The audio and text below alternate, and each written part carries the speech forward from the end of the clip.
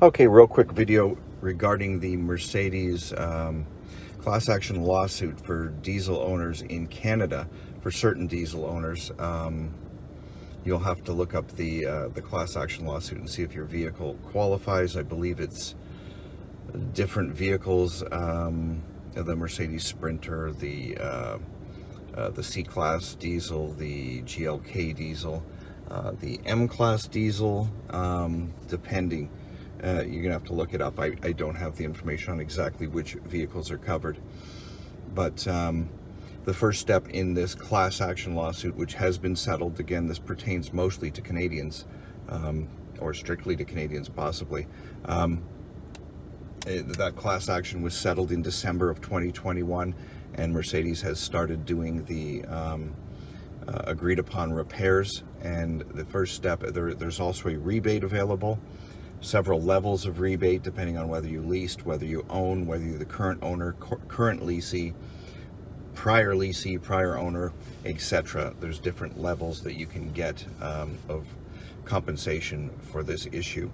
The whole issue arose from a software programming that Mercedes had done in order to, I guess, cheat the emissions once the vehicle dropped below, or the temperature outside dropped below 10 degrees Celsius. It kind of turned off the diesel exhaust fluid, which would clean out the particulate and make it supposedly inert or less harmful emissions. And that system was designed to turn off if the temperature was cold enough.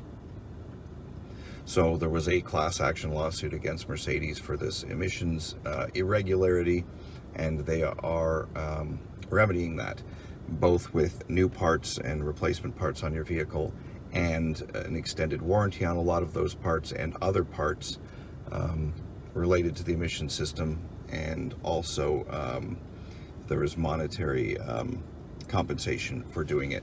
But in order to get any of that, you have to start first with what Mercedes is referring to as the field measures.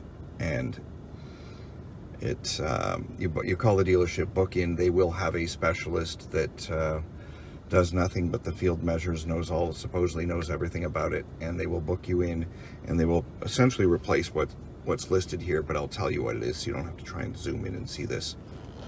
They're going to replace your oxygen sensor, your upstream and downstream nitrous oxide sensors, your catalytic temperature sensor if it's necessary, all related gaskets and exhaust hangers, whatever, hardware, all that stuff, the diesel particulate filter, and the secondary catalytic converter. All of those will be replaced free of charge to you, as long as you have your original equipment installed, or aftermarket replacements, but not if you have removed any emissions related equipment. Anyway, this one, it's supposed to take about 6 hours. So if you drop it off in the morning, it should be done by the end of the day. They should have all the parts booked there. My dealership ran into an issue where there was a part that they did not have, and it took a few days to locate that part, but they were good enough to give me a loaner. Brand new A-Class. Didn't really like it. It doesn't ride as nice as the GLK, and it's a little small. But I'm not here for a review of that, but they were nice enough to give me a car for free for the 3 days that I needed one. Anyway, I don't notice any difference in driving. I notice no difference yet in fuel mileage. I have no idea. I've basically just gotten back from the dealership. I filled it up with gas, and I'm going to do a fuel, or diesel, and going to do a fuel mileage test. It doesn't feel like it's down on power. It doesn't feel like it's, it doesn't seem to, when I did the quick calculation, doesn't seem to be using any more fuel or diesel than it was previously. So yeah, it's that's to be found out. I'm not sure, but it doesn't at the moment doesn't feel like it is any different. They've also done a software upgrade so that the proper emissions procedures are followed out with the DEF fluid and everything. There's also compensation available if you find that your car is low on power and getting worse gas mileage, there's also additional compensation for that. I will put a link in the description as to law firms that you can contact or websites that you can go to that will tell you step by step what to do in to get this rebate, to get this work done on your car. Again, it is all under an extended warranty program, and it is completely free of charge, and there is a monetary compensation for you once you have done this field measure, but you have to do this first. Anyway, yeah, I'll update this later on once I've done some calculations and some driving, gone through a tank of diesel, and see what my fuel mileage is. Hopefully it's no different. It doesn't feel any different. It feels a little smoother at idle. Whether that's anything, it could just be psychosomatic. I have no idea. But the experience for me was fine. Mercedes took care of everything, and we're really good about it. So yeah, contact your local Canadian Mercedes dealership to get this ball rolling, to get your field measures taken care of, and then you're on your way to getting your compensation for the class action lawsuit. Now, you don't have to have signed up for the class action lawsuit in order to be part of it. You are automatically, by being an owner of a diesel Mercedes in Canada, a leasee, a prior owner, or a prior leasee of the vehicle. That's all that is required for you to be part of this class action, unless you have physically opted out, where there were some people who have decided to fight it on their own and did not want to be part of the class action and have physically opted out. They are not part of this. They have gone their own way and will do their own deal with Mercedes.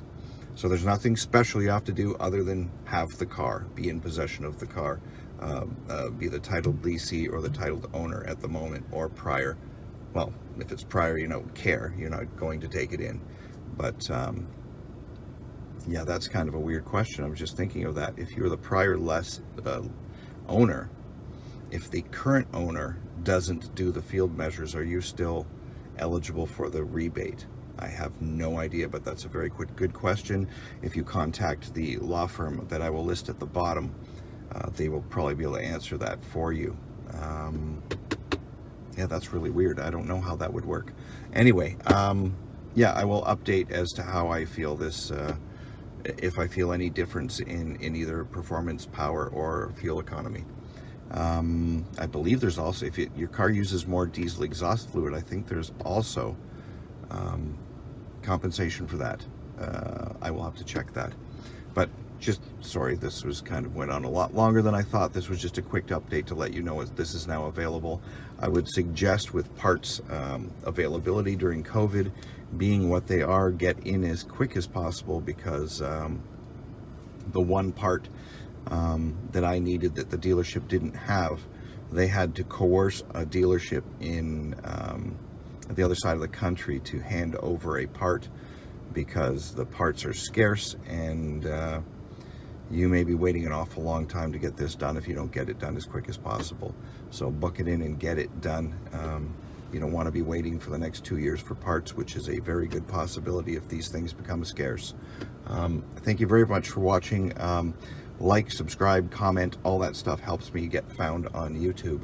I hate saying it, it sounds like begging, but that's how the algorithms work. If no one likes it, no one comments on it, then YouTube figures no one wants to see it. Hopefully this helps someone. Leave a comment if you have any questions for me. Hopefully I can answer them. I don't have all the answers, but I will hopefully put some links in the description to help you find those answers. Thank you very much for watching.